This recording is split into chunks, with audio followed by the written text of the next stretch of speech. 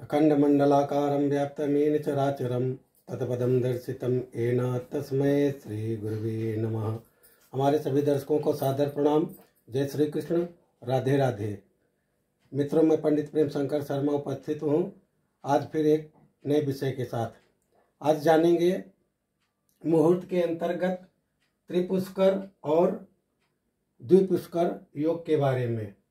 कब बनता है और इसमें क्या करना चाहिए, इस योग में कोई भी कार्य करने से उसका क्या फल होता है, उसके बारे में जानेंगे। तो अंत तक बने रहिए हमारे साथ। जिन नक्षत्रों के 3 चरण यानी ये 3 योग से बनता है, 3 योग के संबंध से ये त्रिपुष्कर योग और द्विपुष्कर योग बनता है।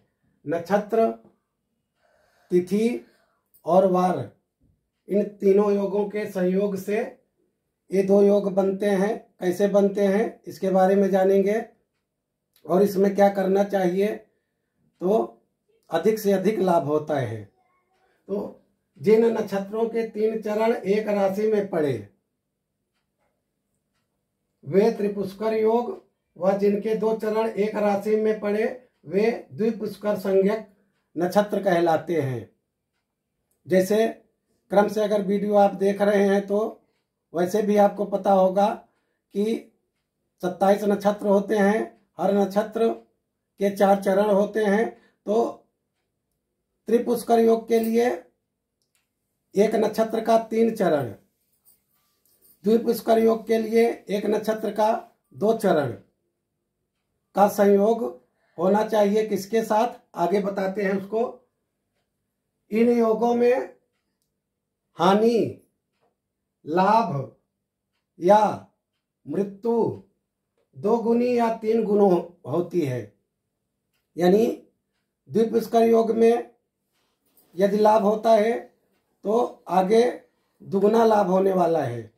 त्रिपुष्कर योग में यदि लाभ हो रहा है तो आगे दुगुना तिगुना लाभ होने वाला है। और इसी तरह मृत्यु के बारे में भी समझना चाहिए एवं हानि के बारे में भी समझना चाहिए। तिथि, वार एवं नक्षत्र, तिथि, वार एवं नक्षत्र तीनों समकाल यानी 3 चरण नक्षत्र के और वार, जो वार कहा गया है वो वार इन तीनों चरण में, तथा जो तिथि कही गई है वो भी तीनों चरण में यदि पड़ता हो तभी ये जो है योग बनता है, द्विपुष्कर या त्रिपुष्कर योग। तो तिथि, वार एवं नक्षत्र तीनों समकाल में पड़े तभी यह फल समझना चाहिए। लाभ, हानि, मृत्यु अथवा या विनाश समझिए। जन्म में पंचक, यदि किसी का जन्म होता है और उस समय पंचक हो। त्रिपुष्कर, द्विपुष्कर योग होने पर 5 गुना यानी पंचक में 5 गुना और द्विपुष्कर योग में 2 गुना व त्रिपुष्कर योग में त्रिगुना फल नहीं समझना चाहिए। यदि किसी का जन्म हो तो उसमें ये 5 गुना, 2 गुना और 3 गुना नहीं समझना चाहिए। यह फल मृत्यु, हानि, विनाश एवं लाभ आदि में ही समझना चाहिए। कब बनता है द्विपुष्कर योग और कब बनता है त्रिपुष्कर योग, उसके बारे में जानते हैं। त्रिपुष्कर योग यदि तिथि द्वितीया, सप्तमी और द्वादशी, ये तिथि जो है द्वितीया, सप्तमी और द्वादशी, ये तिथि भद्रा तिथि कही गई है। जैसे तिथियों की 5 संज्ञाएं होती हैं, नंदा, भद्रा, पूर्णा, रिक्ता आदि, तो उसमें से भद्रा तिथि है, द्वितीया, सप्तमी और द्वादशी। दिन रविवार, मंगलवार, शनिवार। नक्षत्र कृत्तिका, उत्तरा फाल्गुनी और उत्तराषाढ़ा, ये तीनों नक्षत्र सूर्य ग्रह के नक्षत्र कहे गए हैं। उसके बाद 3 नक्षत्र और आते हैं इसके अंतर्गत, त्रिपुष्कर, पुनर्वसु, विशाखा और पूर्वा भाद्रपद। ये नक्षत्र जो है गुरु इसका स्वामी कहा गया है। ये 6 के 6 नक्षत्र जो है सतोगुड़ी नक्षत्र कहे गए हैं। तीसरा नक्षत्र कृत्तिका, 12वां नक्षत्र उत्तरा फाल्गुनी और 21वां नक्षत्र उत्तराषाढ़ा, 7वां नक्षत्र पुनर्वसु, 16वां नक्षत्र विशाखा और 25वां नक्षत्र पूर्वा भाद्रपद। ये 6 नक्षत्र और रविवार, मंगलवार, शनिवार दिन द्वितीया, सप्तमी और द्वादशी तिथि के संयोग से बनता है त्रिपुष्कर योग। यानी ये जो 6 नक्षत्र बताए गए हैं इनमें से किसी भी नक्षत्र का 3 चरण यदि रविवार या मंगलवार या शनिवार को पड़े और उस दिन तिथि जो है 3 चरण में द्वितीया, सप्तमी और द्वादशी होना चाहिए, तभी त्रिपुष्कर योग बनता है। द्विपुष्कर योग कब बनता है? तिथि वही हो, द्वितीया, सप्तमी और द्वादशी, वार भी वही रहता है, रविवार, मंगलवार और शनिवार।